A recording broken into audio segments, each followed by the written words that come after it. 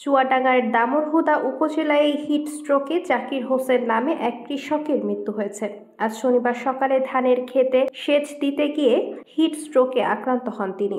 এরপর তাকে দামুড়হুদা উপজেলা স্বাস্থ্য কমপ্লেক্সে নেওয়া হলে চিকিৎসক তাকে মৃত বলে ঘোষণা করেন।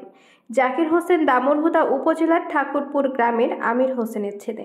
এছাড়া তিনি ঠাকুরপুর মাধ্যমিক বিদ্যালয়ের দপ্তরি হিসেবে কর্মরত ছিলেন।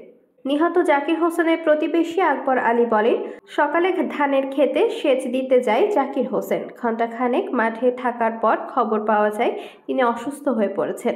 পরে মাঠের অন্য কৃষকেরা তাকে উদ্ধার করে দামুড়হুদা উপজেলা স্বাস্থ্য কমপ্লেক্সে নিয়ে গেলে ডাক্তার মৃত বলে ঘোষণা করেন।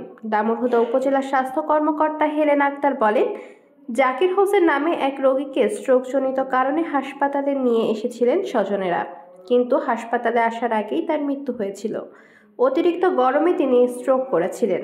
উল্লেখ্য, চুয়াডাঙ্গায় টানা 4 দিন দেশের সর্বোচ্চ তাপমাত্রা রেকর্ড করা হয়। আজ শনিবার বিকেল 3টায় চুয়াডাঙ্গায় 42.3 ডিগ্রি সেলসিয়াস তাপমাত্রা রেকর্ড করা হয়েছে।